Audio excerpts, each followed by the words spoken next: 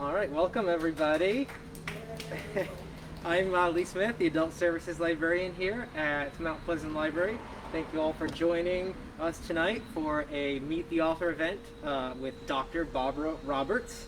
This hour-long event begins with a talk by Dr. Roberts, followed by a question and answer session and a book signing. I encourage our virtual participants to enter questions in the chat throughout the talk, and I can relay them during the Q&A session. Dr. Roberts is the author of The Dr. Broad, a Mafia Love Story, which will be available to purchase during the signing. She founded and directed the Women's Cardiac Center at the Miriam Hospital from 2002 to 2016. She was the first woman to practice adult cardiology in the state. She's an associate clinical professor of medicine at Brown University, and she's the recipient of many awards, including the Rhode Island NAACP Ida Wells Barnett Award. It's my privilege to welcome Dr. Roberts to the stage. Thank you.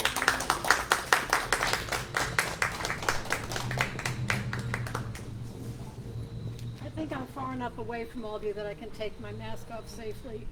I want to thank Lee for inviting me, and I want to thank you all for coming out on this lovely but getting a little chilly evening to hear me talk about my lurid past as a mob doctor and a mob mistress. You know, if you ever took a creative writing course, you might be given an assignment to invent a character. And if you were told to invent a character who was the least likely person in the world to have any involvement with the mob, you might come up with someone a bit like me. Because I was raised as the oldest of 10 in a devout Irish Catholic family. My parents were part of the Catholic worker movement. The Catholic worker movement was founded by the radical Catholic pacifist Dorothy Day. And my parents and their friends adhered strictly to all of the Catholic dictates, particularly as it related to birth control. So they all wound up having large families. And they wanted to raise their children away from the temptations of the big city. The big city in this case being New York. So my parents and their friends pooled their meager resources, and they bought 52 acres of land in what was then called the country and is now called the suburbs. And they called their community Marycrest, after the Blessed Virgin Mary. My father had a favorite expression, and that was, "Rally round your priests blindly." There was a plaque on our dining room wall, and the plaque read, "Christ is the head of this house, the unseen host at every meal, the silent listener to every conversation." Talk about Big Brother. We not only celebrated our birthdays, we celebrated our feast days. As I mentioned, I was the oldest. And by the time I was 8 years old, when my mother went into the hospital to have that year's baby, because she had 10 children in 10 years and 3 months, I would be taken out of school and I would stay home and I would take care of all the little ones. I would cook their meals, I would change the diapers, I would do the laundry, I would make the school lunches for those who were in school. I did everything that my mother did. And it became apparent to me from a very young age that my mother was leading a very difficult life. And I decided that I wanted a life as far removed from my mother's as it was possible to get.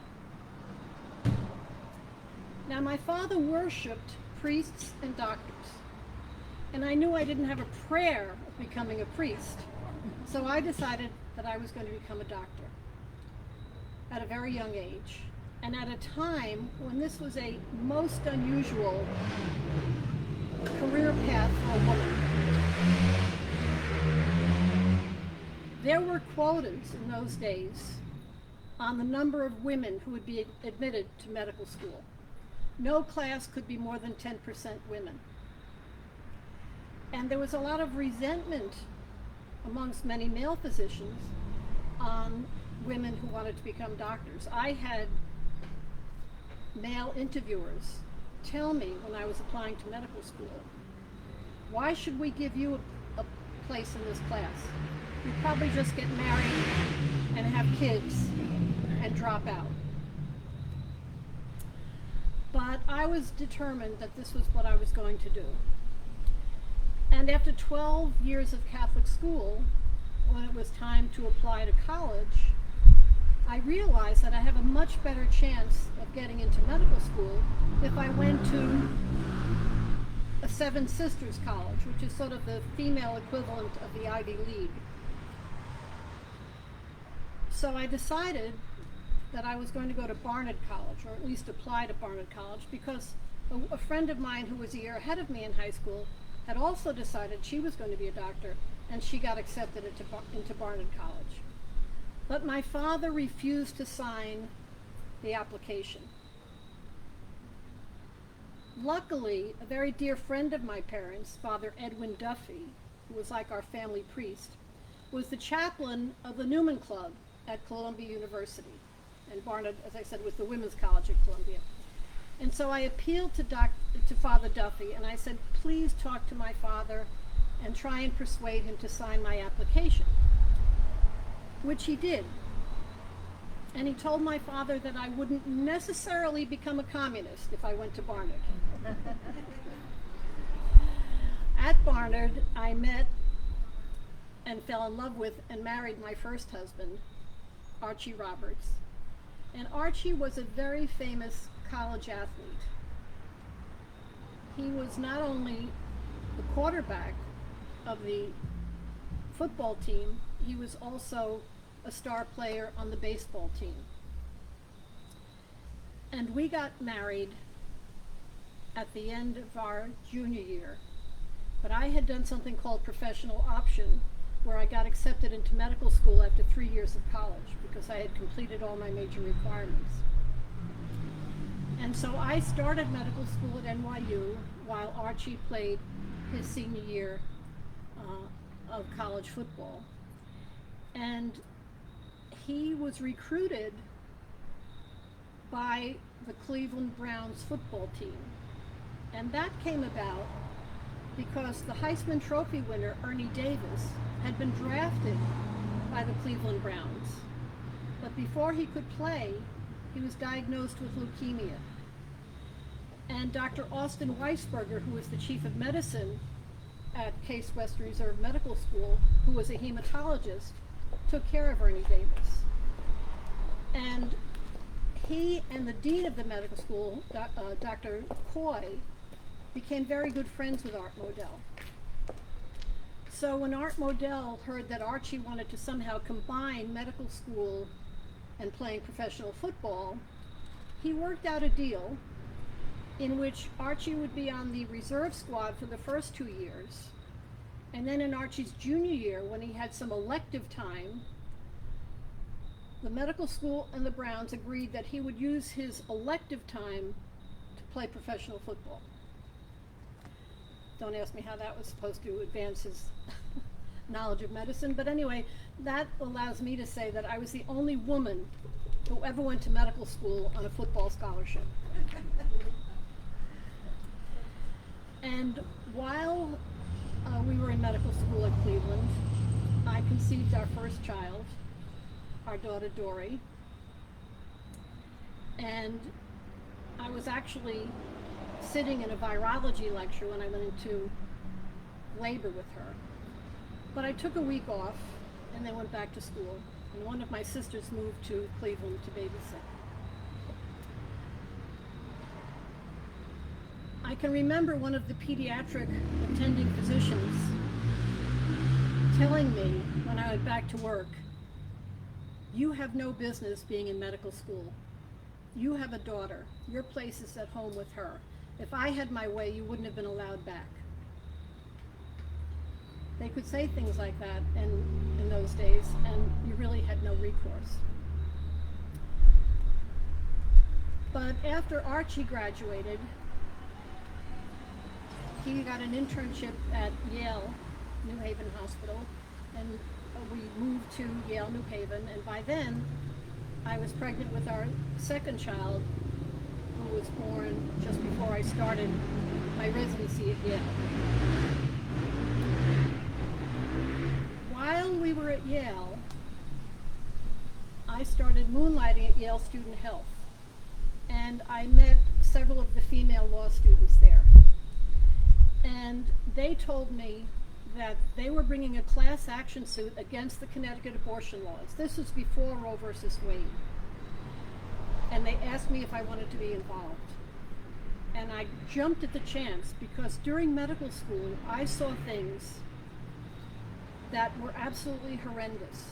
In the days before abortion was legalized, in the emergency room, I saw women coming in with perforated wounds, with their bowels hanging out of their vaginas. I knew of a woman who died because she was denied a therapeutic abortion, despite the fact that she had end-stage heart disease and end-stage liver disease, and everyone knew that the stress of a pregnancy would probably kill her, and it did. So I became, in a way, very radicalized, and that sort of put the nail in the coffin of my Catholic faith. And I started being asked to speak really all over New England initially, and then all over the country about women's rights. At the end of our 2 years in New Haven, we moved to Bethesda, Maryland. It was the height of the Vietnam War, and all male physicians were being drafted, and most of them were being sent to Vietnam. If you were a woman in those days, you had children under the age of 18, you couldn't even join any of the armed services. So Archie got a draft deferred position at the NIH, and I got a position that didn't come with a draft deferral because I didn't need a draft deferral. Those guys were called yellow berets, by the way, to distinguish them from the green berets. And I was doing a lot of travel for the government because we were setting up clinics all over the country. And the purpose of these clinics was to study heart disease and the relationship of cholesterol and treating cholesterol to heart disease. So I would know my travel schedule months in advance. And I had been one of the founders of something called the Women's National Abortion Action Coalition.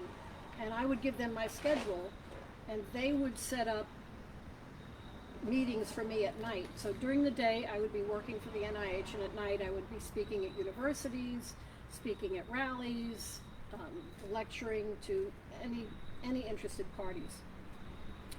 And this did not sit particularly well with President Nixon, who found out about my activities because there was an article about me in a Washington paper, and it appeared on the same page as a picture of one or both of his daughters, I forget which. So I got called on the carpet by the head of the NIH, who came to my office. I was also volunteering at an abortion clinic in Washington, D.C. Washington, D.C. was one of the few places like New York City where you could get a legal abortion.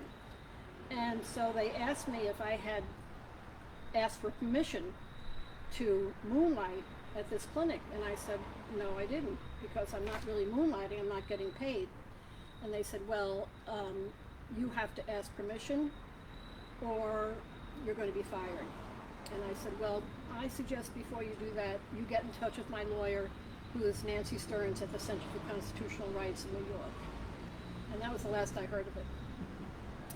But my increasing radicalization did not sit well with Archie. He refused to help with the child care, he refused to help with the housework, he refused to help with the cooking. And so after a brief but very horrendous custody battle, he flew off to Haiti, which was one of the few places where you could get a no-fault divorce in those days, and divorced me. and we agreed to split custody. So at the end of that year, he went to New York to continue his training as a cardiac surgeon, and I went to Boston to do my cardiology fellowship at the Pete Event Brigham Hospital, which is now Brigham and Women's. And while I was in Boston, I hired a man to be the babysitter. I was having a terrible time keeping babysitters that year. And Ned answered an ad I put in the Boston Phoenix. And the children loved him, and he was very amusing, very handsome. And one thing led to another. And as Ned used to say, I was promoted from babysitter to lover. And at the end of my 2-year fellowship, I took my first job out of fellowship on the full-time faculty at Penn State's Medical School in Hershey, Pennsylvania. So we all moved to Hershey, Pennsylvania. And while we were there, I had my last child, whose father was Ned, not my ex-husband, who was born on Halloween during my second year at Hershey. But much as my father had, Ned descended into very severe alcoholism, and he also had a drug problem. And I had decided to leave Hershey and to go into private practice in Rhode Island. A friend of mine from the NIH was already at the Miriam Hospital, and he made it easy for me to get admitting privileges at the Miriam. And I moved to Rhode Island in June of 1977, as was mentioned, as the first female to practice adult cardiology in the state. And in those days, cardiologists, and this is still true, depended on other doctors for referrals. So I sent out practice announcements, and I attended various conferences in the hospital. And one of the conferences was held every week. It was called the Cardiac Catheterization Conference. And during this conference, we would discuss patients who'd had a heart catheterization that week, and we discussed how the patient should be treated. And one day there was this older cardiologist who was very bombastic, and he was holding forth at great length about what he thought should happen to this particular patient. And I disagreed with him, and I said so. And he took umbrage at the fact that this young, new cardiologist in town was contradicting what he was saying, but I wouldn't back down. That's a theme in my life, as we know. And in the audience was a cardiac surgeon by the name of Dr. Robert Indalia. And he leaned over to the nurse sitting next to him, and he said, "Who is that woman?" And she said, "Oh, that's Dr. Roberts. She's the new cardiologist in town." And he said to himself, "That woman has balls." And he started referring me patients. And one of the first patients he referred to me was the father of Jack Cicilline. Jack Cicilline, as many of you know, was and is the premier criminal defense attorney in Rhode Island. And his father had a massive heart attack. Unfortunately, by the time he was transferred from South County Hospital to the Miriam Hospital, the damage had been done, and there really wasn't much we could do for him. But during the 6 weeks that he spent in the coronary care unit before he ultimately died, I became very good friends with Jack and his wife and his 5 children and his 2 brothers and his sister and many of his friends, one of whom was Raymond Jr. Patriarca. Now, you couldn't grow up in the Northeast of the United States in the 1950s and 60s and not know who Raymond Patriarca Sr. was, because he was frequently in the news. He was frequently called to testify in front of various congressional committees or commissions on organized crime. So I had been reading about his father, since I was a young girl. And Raymond told me that he was very unhappy with the care his father was getting. We're now in 1980. His father had been diabetic since the 1940s. His father had had a heart attack in the 1960s. And Raymond Sr. was actually seen in consultation by Paul Dudley White, who was the cardiologist who consulted on President Eisenhower when he had his heart attack. And knowing as I did that both diabetes and coronary artery disease are progressive diseases, I figured that it was likely that his father was quite ill and quite debilitated. As far as I or anyone knew, his father was not facing any legal problems at the time. He was living quietly at home in Johnston with his second wife, Rita O'Toole Patriarcha, his first wife having died of cancer. So when Raymond asked me if I would take his father on as a patient, I said, sure, just call my office and set up an appointment for him and I'll see him in the office. Which he did, but before that appointment could take place, Raymond Sr. developed a gangrenous toe, and he was admitted to Fatima Hospital, where the toe was amputated. So I said to Raymond Jr., that's no problem. When your father is discharged, just call my office and reschedule his appointment, which he did. But only a few days after Raymond was discharged from that hospitalization, while he was eating dinner one night, a Providence policeman and a state policeman knocked on the door and arrested him on charges of accessory and conspiracy to murder based on the word of an informant. And he was taken to the Scituate State Police Barracks.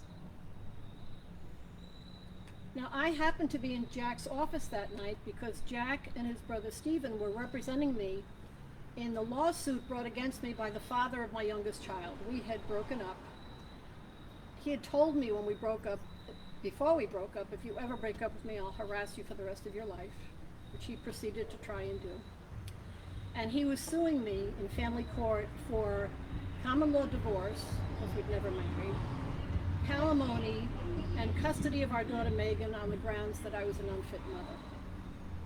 So I was meeting with Jack and his brother Stephen to discuss strategy for the upcoming custody suit, when a friend of Raymond Jr.'s burst in the office, white-faced, saying, they just arrested Raymond Sr. and took him to the Scituate State Police Barracks.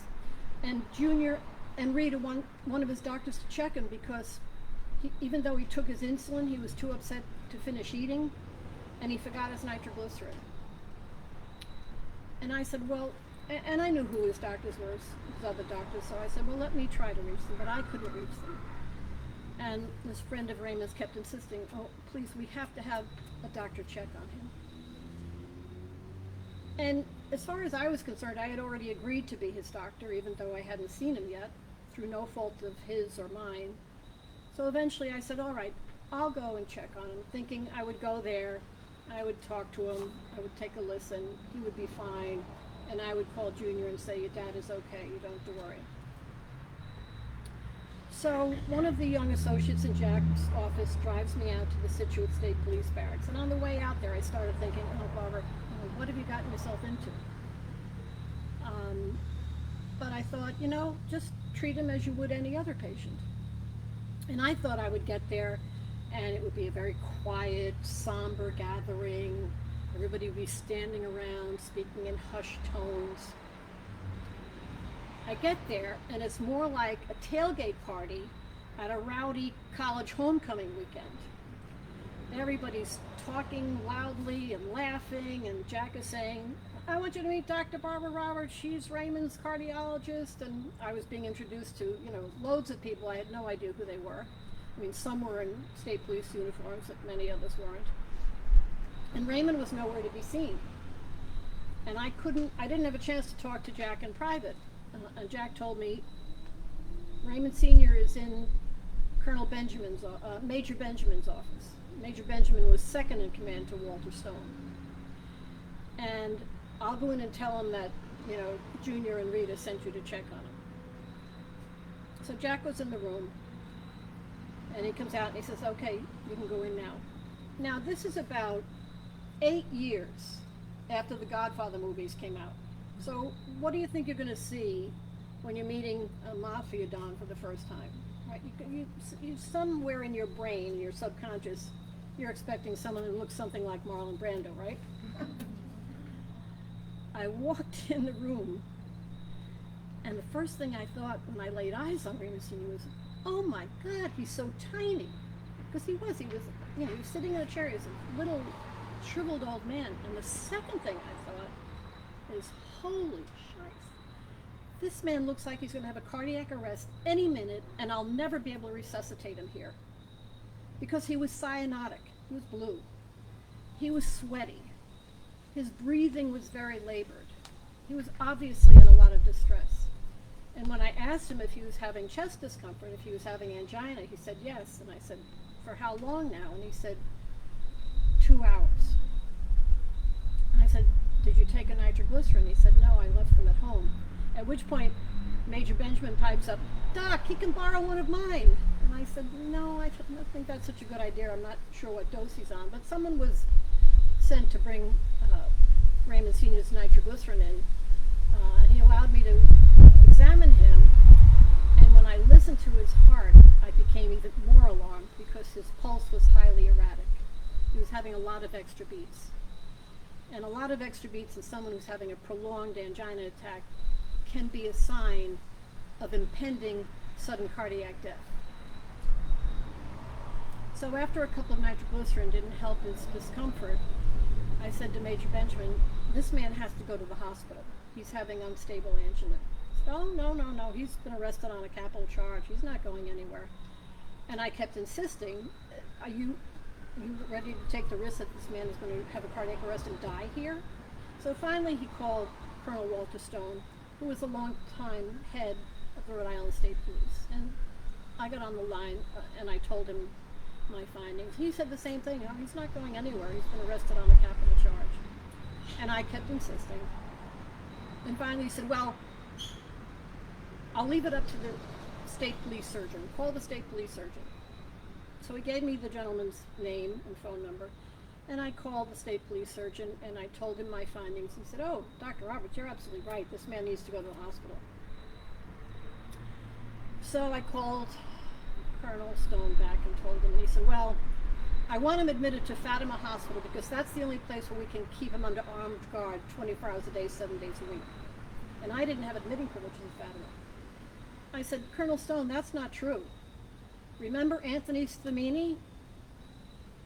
Anthony Stamini, who coincidentally was also a client of Jack Cicilline's, while he was out on parole, was shot in the head, rolled up in a rug, stuffed in the trunk of a car, and left to die. But he was found, and he was taken to the Miriam Hospital where he was resuscitated, and he survived, and at the Miriam he was kept under armed guard 24 hours a day. And I knew that Colonel Stone knew about this, so at that point he sort of gave up. And Raymond and I were put in the back of a state police cruiser with a rifle-toting guard sitting next to us, and we took off through the night to the Miriam Hospital, where he was admitted for what turned out to be a 6-week hospitalization, because he not only had unstable heart disease, we diagnosed him with osteomyelitis in the foot that had the amputated toe. Within a few days of his being hospitalized, I was identified in the Providence Journal as the cardiologist who was taking care of him. And about the next day I got a phone call from a young man that I had dated briefly when I first arrived in Rhode Island, which was 3.5 years before. And he said, I want to tell you a funny story, Doc. I said, yeah, what is it? He said, remember my friend so-and-so? I said, yeah, I remember him. He said, he called me yesterday and he said, hey, Vinny, remember that Dr. Broad you used to go out with? She's the old man's doctor now.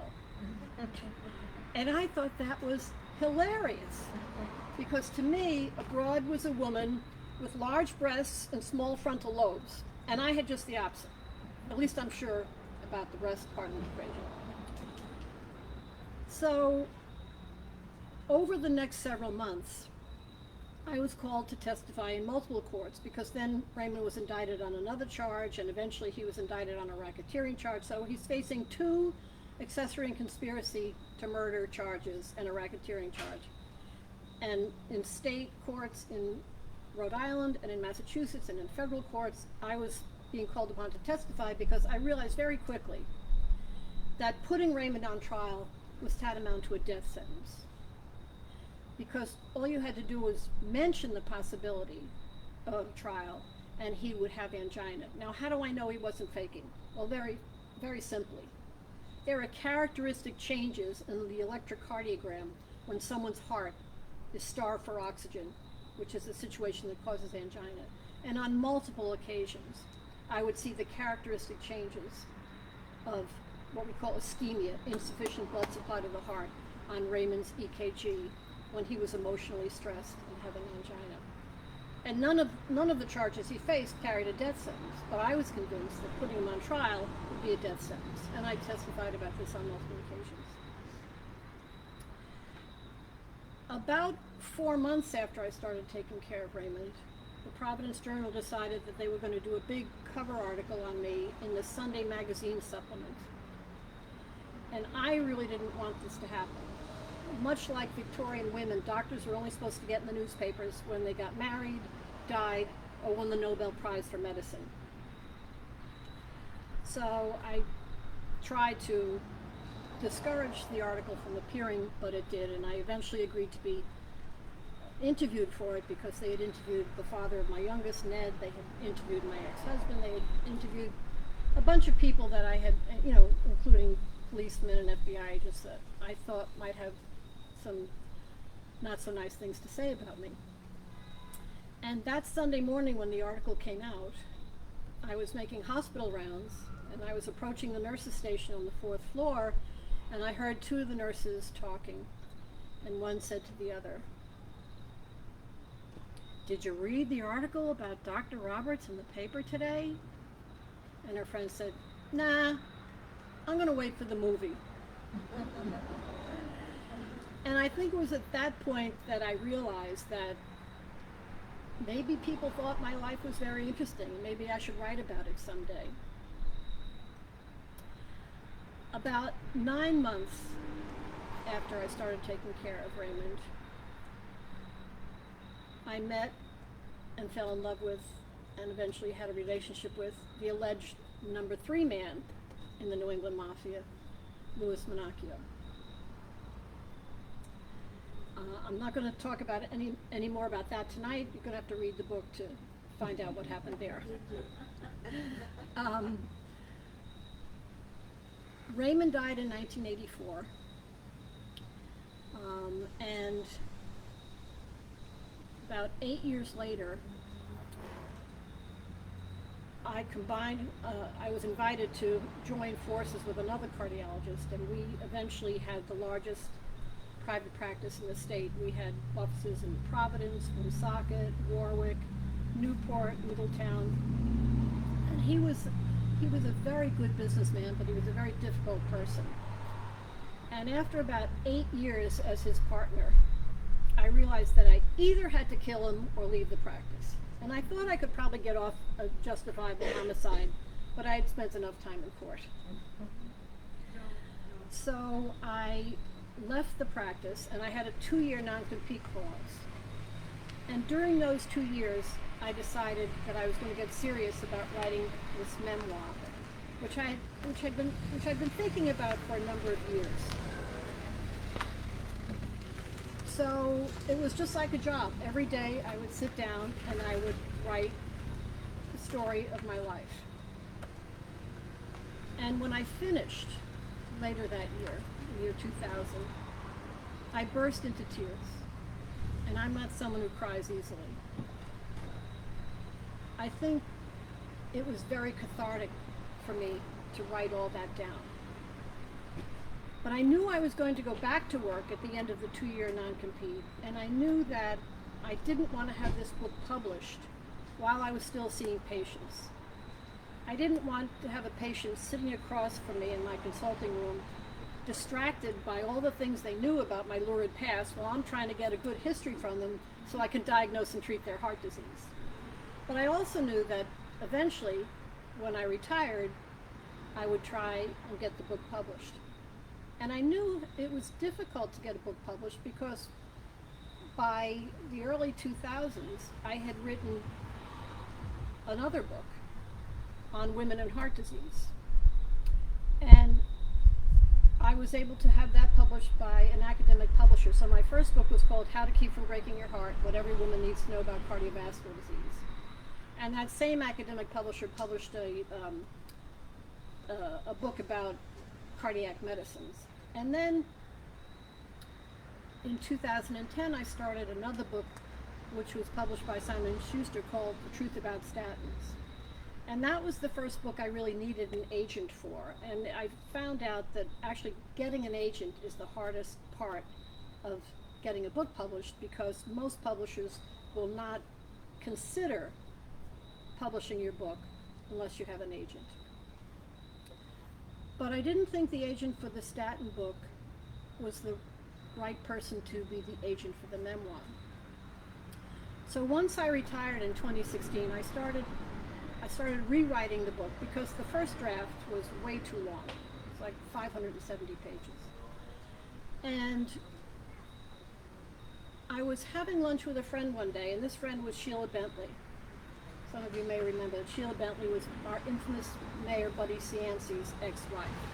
Sheila and I had bonded in the 1980s over both being notorious Rhode Island women. And she picked me up at the hospital where I was volunteer teaching that day, and she had a copy of the Projo on her front seat of the car, and the headline said, "Crime Town Comes to Providence." And there was a picture of Buddy, and there was a picture of Raymond Sr., and she said, "You know, this guy, Mark Smerling, keeps calling me and taking me out to dinner. He wants me to participate in this podcast. But you know, I've got grandkids with Buddy. I'm not going to get up and badmouth him in public. But I told him he really should talk to you." And I didn't really know much about podcasts at that point. But, you know, at the end of lunch, I said, "All right, just give this guy, Mark Smerling, my contact information." So he starts emailing me and calling me. And he finally comes to Providence. Comes to our house in Jamestown. And with him is this young man with what looks like about $20,000 worth of audio equipment on his shoulder. And I hadn't decided whether or not I was going to participate. But he came into the house, and we were chatting for a while, and finally he said, "Do me a favor, Barbara, just listen to the first episode." This is like September of 2016, and the first episode didn't even drop until November. He said, "You know, it's a rough draft, but do me a favor and listen to it." So the first episode, if those of you who've listened to Crime Town may remember, is Mark Smerling, the producer, reading the grand jury testimony of Ray DeLeo, whom Buddy basically kidnapped and tortured because he thought that his ex-wife Sheila was having an affair with Ray DeLeo. And it was so well done, with sound effects and music. It reminded me of the old-time radio I grew up listening to. So when that first episode was finished, I said, "Okay, Mark, I'll participate." I said, "What do you think you know about me?" And he said, "Well, I know you were Raymond's physician." I said, "Yes, and while I was Raymond's physician, I was Louis Minacchio's mistress." First time I said that in public.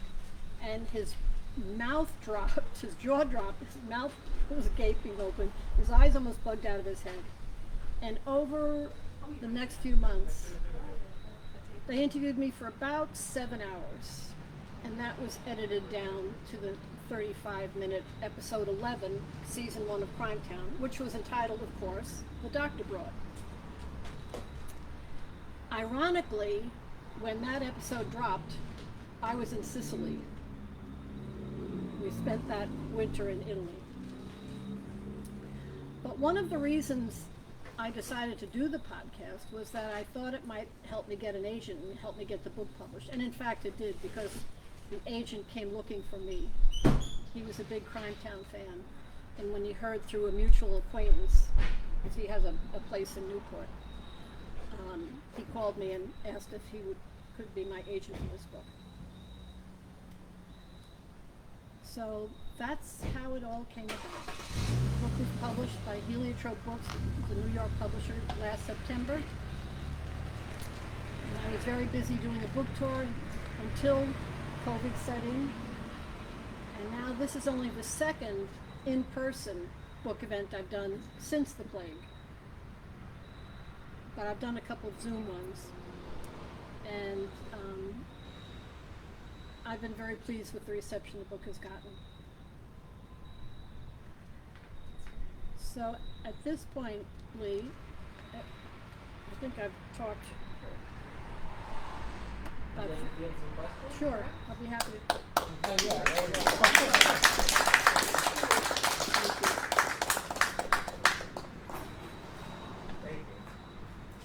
So does anyone have any questions? Yes. Why do they call Lewis Baby Shanks? I say in the book, let me think, I think I have this right. He was originally called Baby Shacks because when he was younger, he had a baby face and he was very prolific at shacking up with women. And then on one of his booking, once when he was arrested, the booking policeman hit the N instead of the C. And he put Baby Shanks instead of Baby Shacks. Oh boy. But at least according to Captain Brian Andrews, who's a retired state police captain, that's the real deal. They called his brother Andrew Shacks too, his older Did they? brother.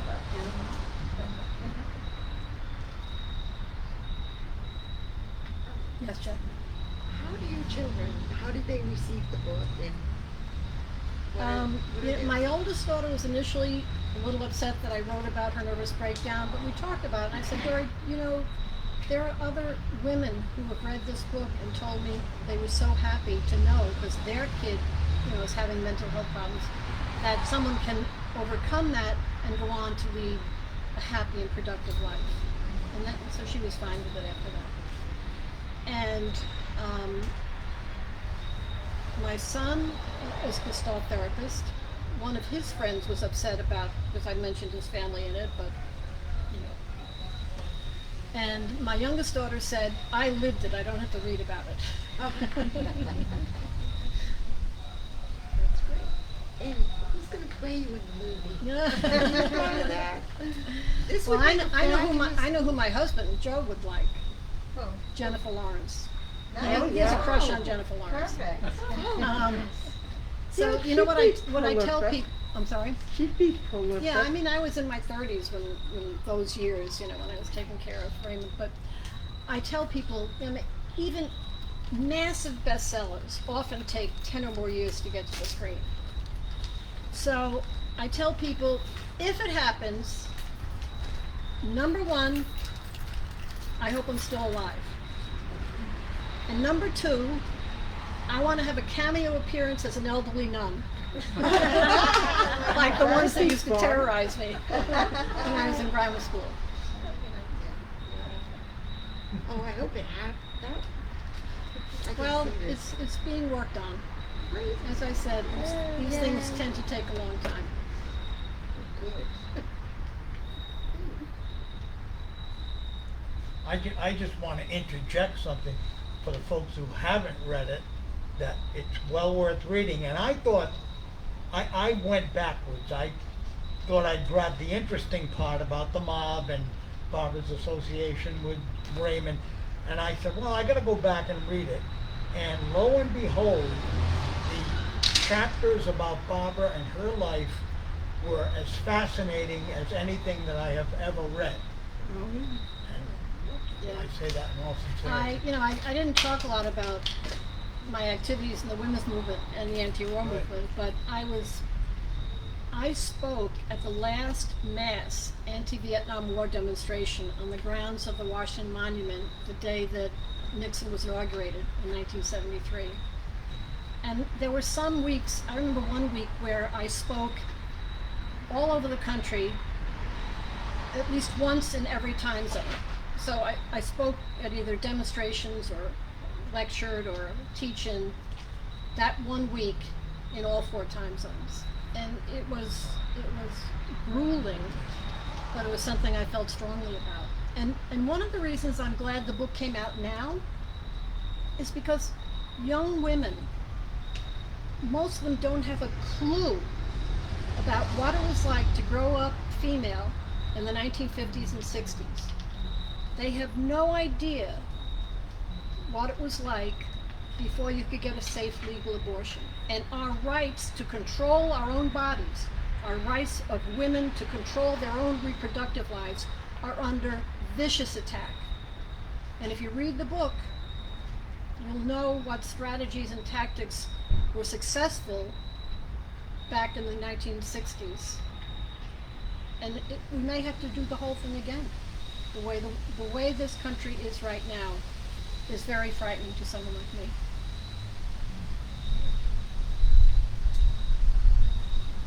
Are you actively involved in politics right now? No, I would never run for office. I always say I couldn't get elected dog catcher. I've been to 2 demonstrations, one in Jamestown, one in Newport, for justice and equality, Black Lives Matter, etc.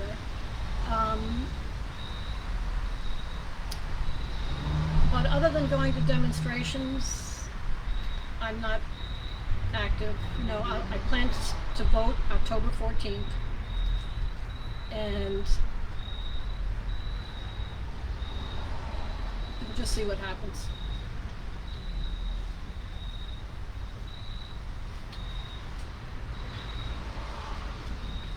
Are there any more questions? Thank you again. Thank you.